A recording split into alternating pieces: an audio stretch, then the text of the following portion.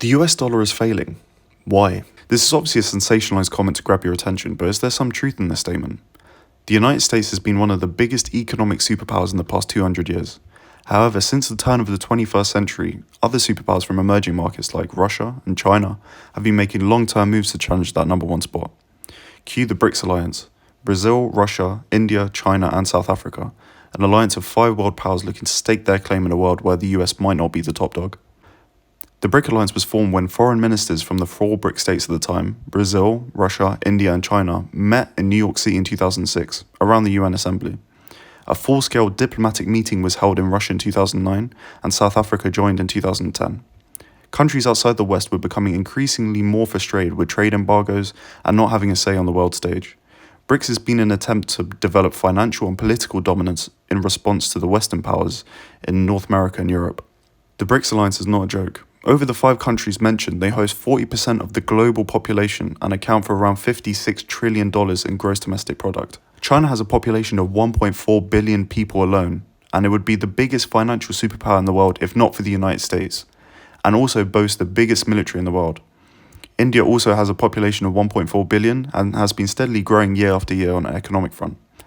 Russia, Brazil, India, and South Africa alone are rich in natural resources like oil and gas, unlike the Western powers. Programs like the Belt and Road Initiative have encouraged Chinese influence to spread worldwide. Countries in the Caribbean, South America, Asia, Africa, Arabia, even smaller countries in Europe have seen an influx of Chinese global developments that have improved this infrastructure by building new roads and buildings, in turn boosting Chinese political and economic influence worldwide. This will only boost China's economic strength over the coming years. Even countries like Brazil and Spain have signed up to the Belt and Road Initiative to take advantage of the cheaper and readily available Chinese construction. Countries with weaker currencies that experience hyperinflation usually default to US dollars. Zimbabwe experienced huge hyperinflation from 2007 to 2015, mirroring the global financial crisis of 2008, at one point printing a $100 trillion note. As ridiculous as this sounds, this is how weak the currency was. They switched over to using the US dollars in 2015 and abandoned the old worthless currency. Zimbabwe is currently now trying to clear a $6 billion debt and are currently in arrears. Why am I telling you this? Countries that do not have the economic might or the strong currency of a Western power would continually have to borrow money in order to keep up. Zimbabwe borrowed billions from the US and couldn't pay off the interest from the loans due to the inflation in their own currency.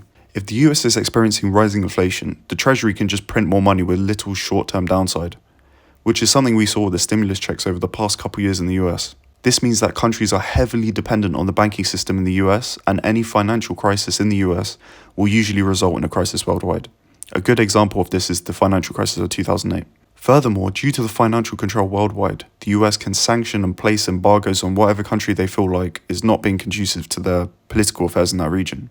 Something of note recently is that historically, Saudi Arabia, which is the biggest oil producer in the world, would have only accepted payments for barrels of oil in US dollars.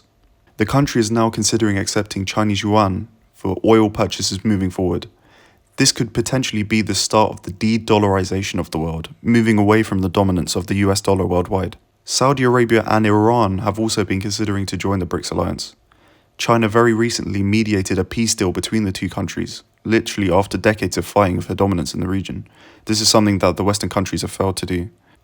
In fact, countries like the UAE, Algeria, Bahrain, Egypt, Indonesia, and Argentina have all expressed interest for joining, along with even more countries. The reality is that the USA is a huge economic power and most likely will be for the foreseeable future.